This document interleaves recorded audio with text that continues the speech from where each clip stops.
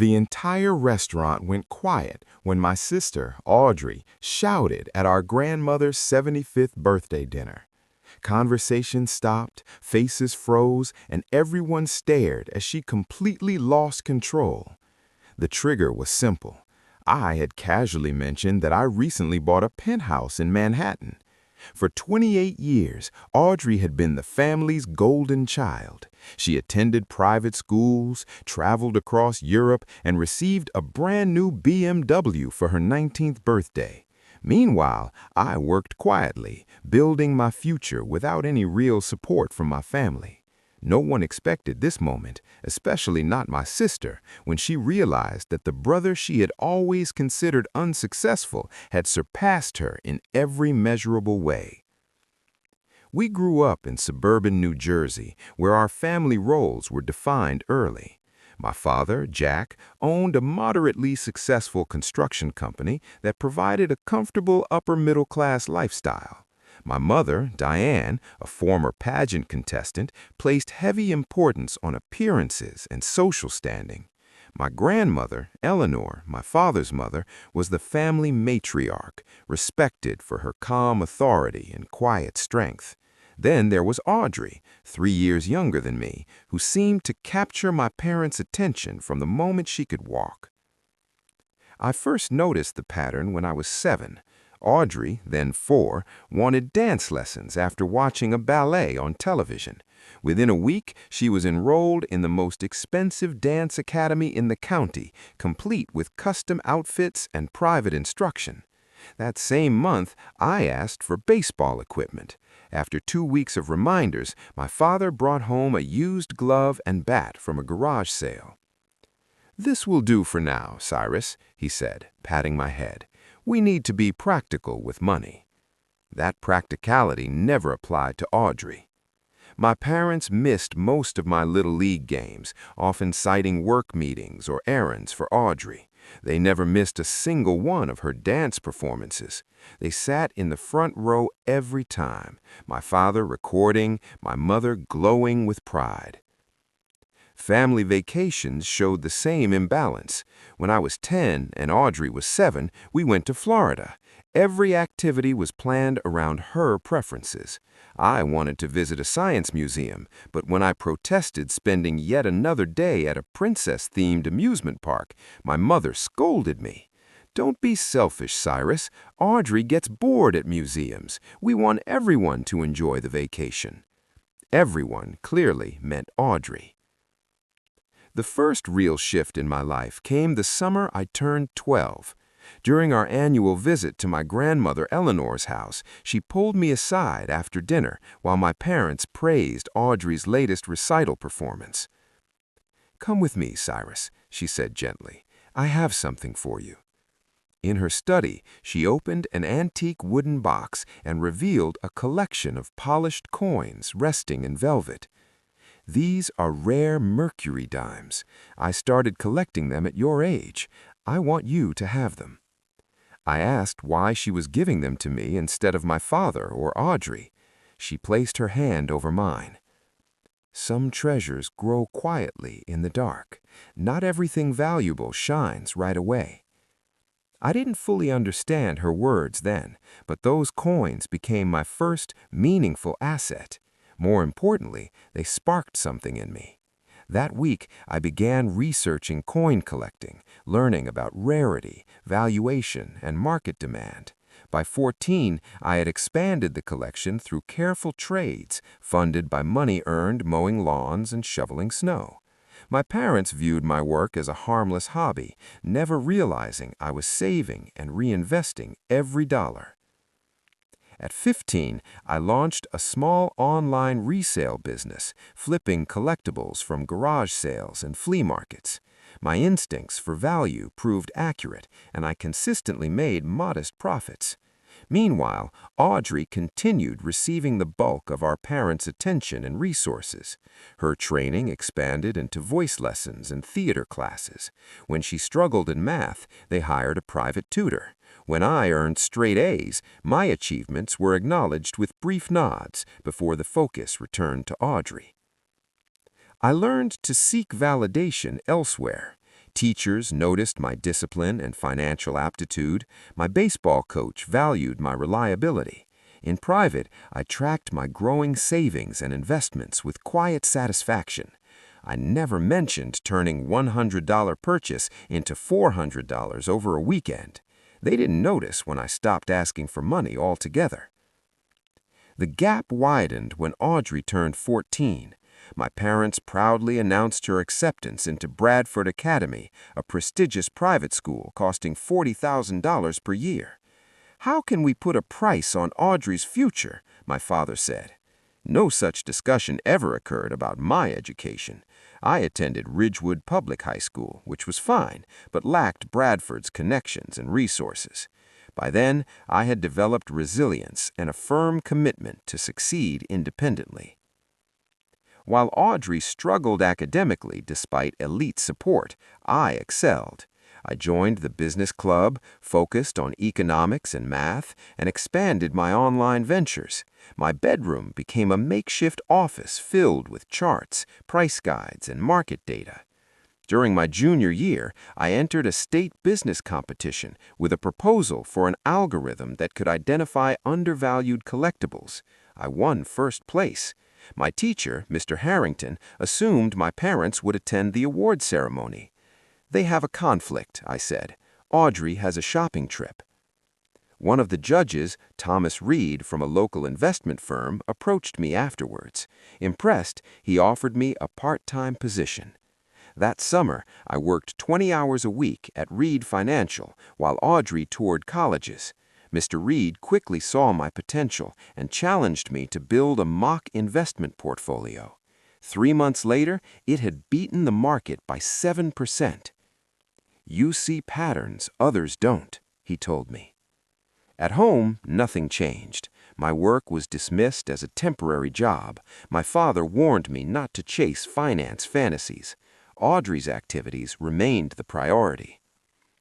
Another turning point came when I met Frank Palmer, a seasoned investment banker. He became my mentor, guiding me through strategy, psychology, and long-term planning. When I graduated as valedictorian, Frank attended. My parents arrived late and left early to prepare for Audrey's college celebration. Audrey was admitted to Westmore University despite average grades. My full scholarship to a state university received little attention. College highlighted the contrast even more. Audrey lived in luxury. I lived modestly, worked multiple jobs, and studied finance and computer science. My workload was intense, but I thrived. Internships, mentorships, and long commutes led to a breakthrough, a refined algorithm capable of identifying undervalued stocks. A venture capitalist offered seed funding. I launched my company quietly, telling no one in my family. By graduation, my startup was valued in the 8 figures. And that was the moment everything finally became impossible for Audrey to ignore.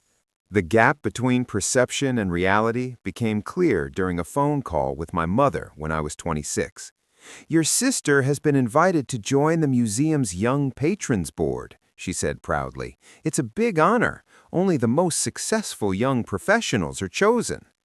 "That's great," I replied, stepping away from a meeting with representatives from Goldman Sachs who were discussing a potential 7-figure contract with Prescient. "And how's your little business doing?" she asked. "Still staying afloat?" "We're managing," I answered evenly, watching as my CFO slid a term sheet across the table. "Just taking things one day at a time." By my 27th birthday, Prescient Analytics had grown to 38 employees. Our proprietary trading algorithms were being used by 6 of the top 20 hedge funds in the country. Even under conservative estimates, the company's valuation exceeded $50 million, placing my personal net worth on paper at more than $40 million. Still, no one in my family had any idea. My mother continued sending $100 birthday checks to help out. My father still spoke about the importance of job stability. Audrey continued treating me with the same dismissive confidence she always had, secure in her belief that she was the family's success story.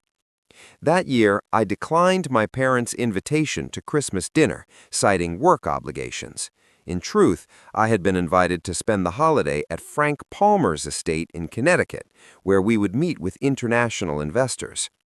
Sitting in Frank's dining room, surrounded by people who respected my work and valued my perspective, I realized I had built a chosen family to replace the one that had never fully seen me.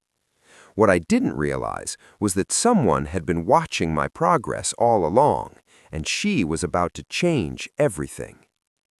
I was in Tokyo finalizing a partnership with an Asian investment consortium when my father called. "Your grandmother is in the hospital," he said, his voice unusually fragile. "The doctors say it's congestive heart failure. You should come home if you can." I canceled my remaining meetings and booked the next flight.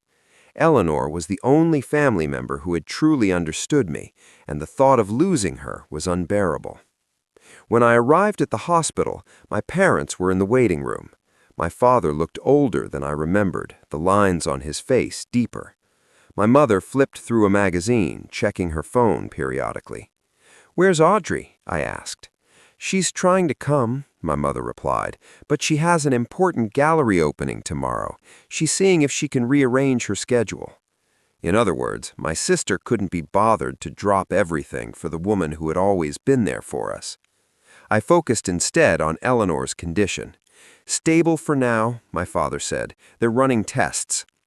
I spent the next 3 days at the hospital, working remotely from Eleanor's room while she rested. Audrey appeared briefly on the second day, stayed long enough to take a tearful photo for social media, and then left to handle work emergencies. My parents split their time between home and the hospital. I stayed. On the fourth morning, as I reviewed quarterly projections on my laptop, Eleanor opened her eyes and smiled faintly. "Always working, building your empire." I immediately set the computer aside. "You should be resting." She waved the concern away. "I've rested enough. Tell me about your latest success." I hesitated. "What do you mean?" Her eyes sparkled despite her weakness.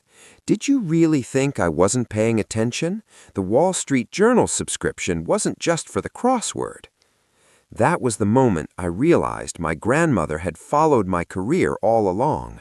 "Why didn't you ever say anything?" I asked.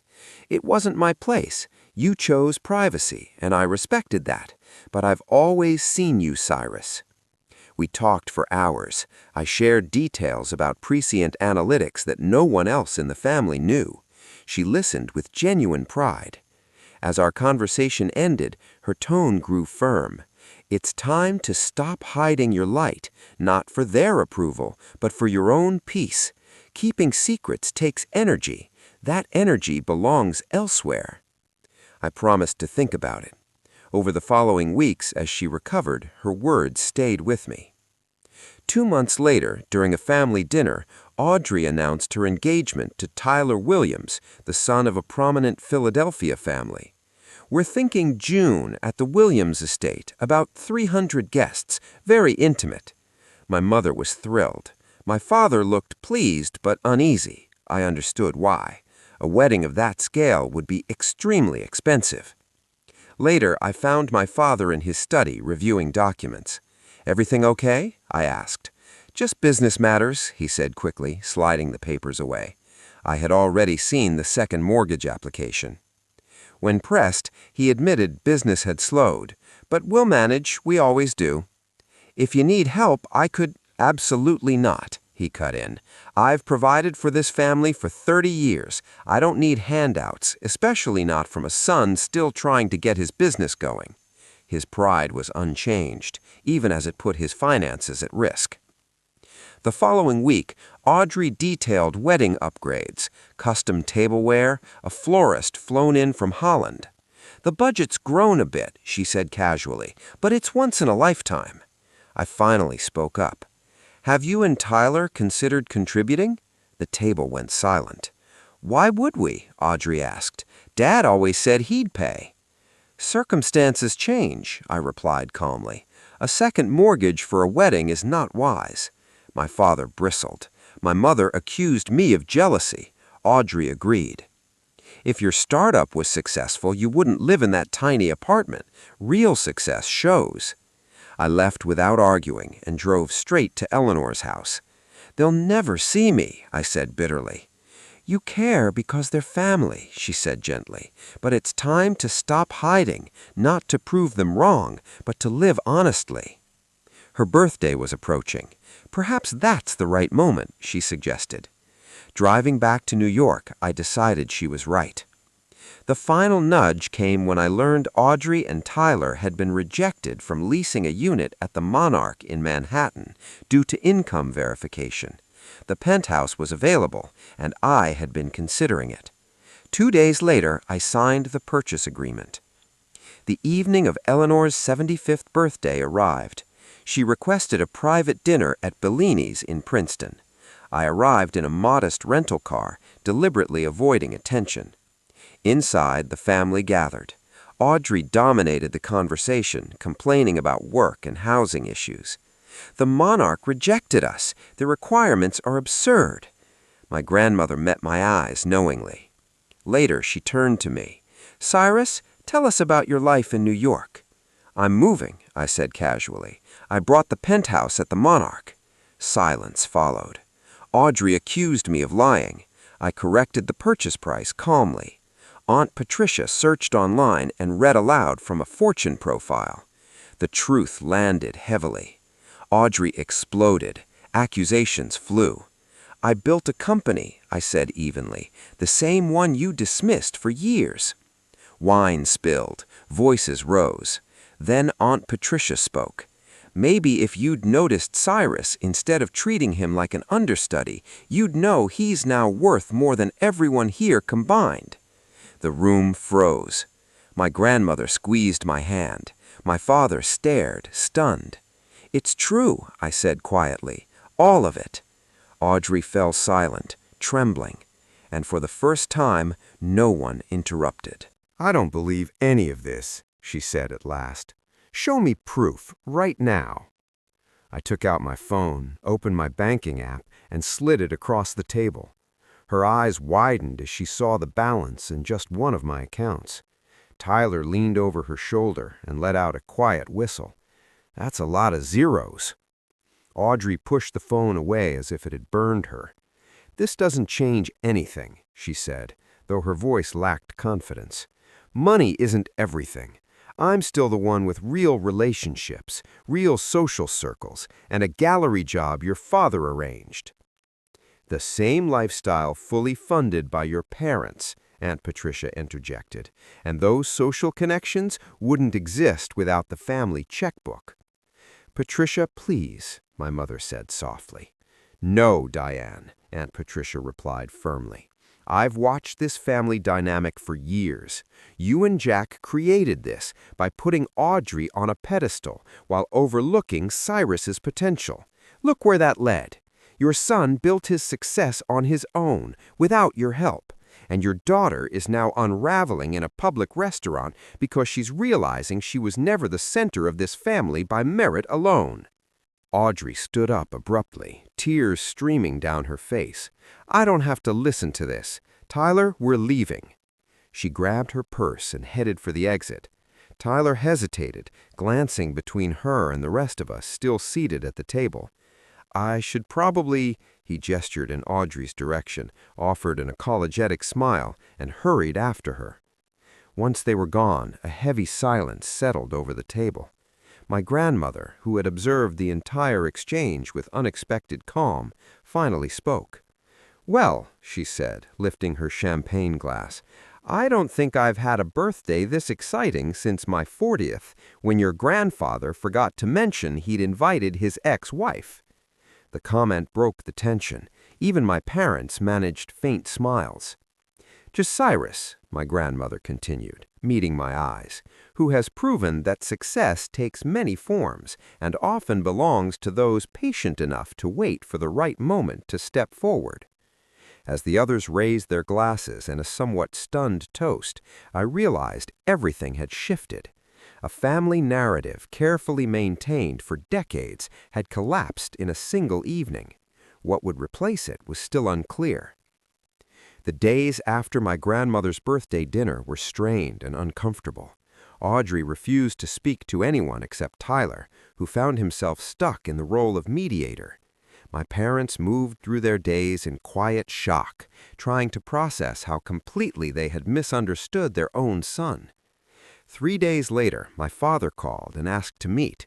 I suggested breakfast at a quiet cafe near my hotel in Princeton, where I was staying to spend more time with my grandmother before returning to New York. He arrived looking exhausted. The confident construction company owner was replaced by a man weighed down by regret. After ordering coffee, he sat across from me, hands folded. "I've been trying to figure out what to say. How do you apologize for not seeing your own son for decades?" "Dad, you didn't fail." He raised a hand. "Please let me finish. This matters."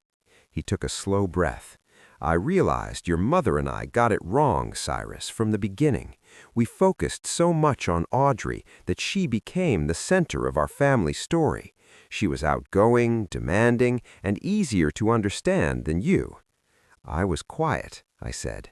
"That's the problem," he replied, pain clear in his face. "You shouldn't have had to ask for attention. We should have noticed you, your ability, your needs. Instead, we created a system where Audrey expected everything and you expected nothing.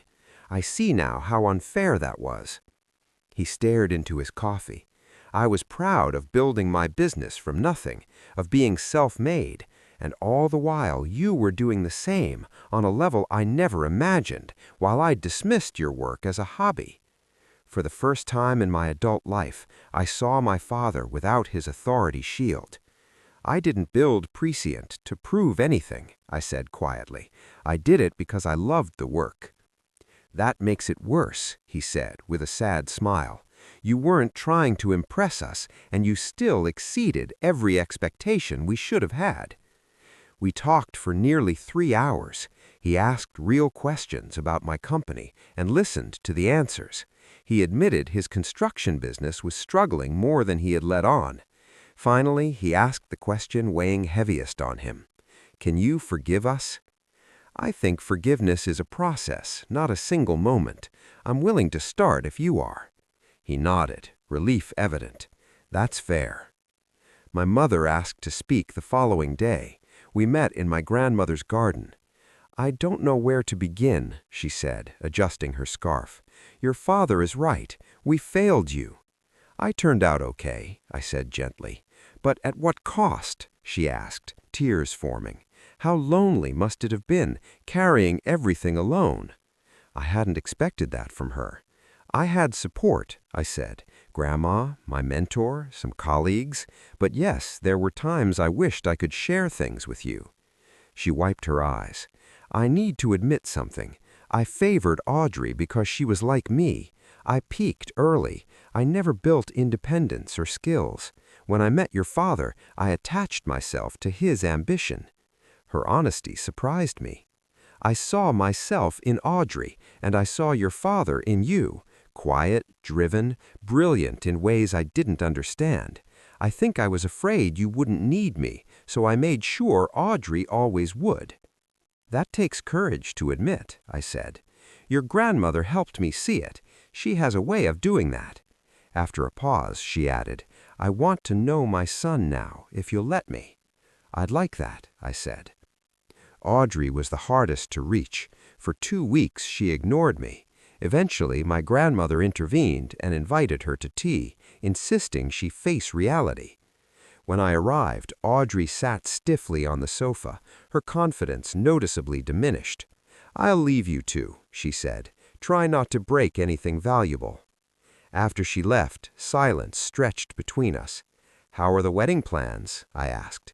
She frowned. "Is that supposed to be funny?" "I was asking honestly," I said. "I care about you." She set her cup down carefully. "Everyone thinks I'm the villain, the spoiled favorite, but I didn't ask for that role." "I know," I said. "We were both children. We didn't create the system. We lived inside it." "Easy to say now," she replied. "You won." "This isn't about winning. It's about changing a pattern that hurt both of us. "How did it hurt you?" she asked. "All your life you were taught your worth came from what others provided. Has anything major been fully yours?" She bristled, but the question landed. "I'm not saying this to hurt you. You're capable of more. What could you build on your own?" After a long pause, she whispered, "I don't know who I am without being the star." "You get to decide now," I said. We talked for hours. Nothing was solved, but something had shifted. In the months that followed, change came quickly. My father admitted his business was in trouble. Instead of a bailout, I proposed a partnership. Prescient Analytics would invest in modernization in exchange for equity, preserving his dignity. My mother enrolled in garden design courses and found purpose beyond appearances. Audrey and Tyler scaled back their wedding. "We're paying for it ourselves," she told me. She left her gallery job and began planning her own art consultancy. "I'm scared," she said, "but it's mine." My grandmother's health improved steadily. At a family dinner in my penthouse apartment, she raised a final toast to seeing people as they truly are. As I looked around the table, I understood something clearly. Success isn't about money or titles. It's about defining your worth on your own terms and having the courage to forgive others who couldn't see it in time. Have you ever stood in your truth when others doubted you? Share your story in the comments. If this resonated, like, subscribe, and share it with someone who needs it today.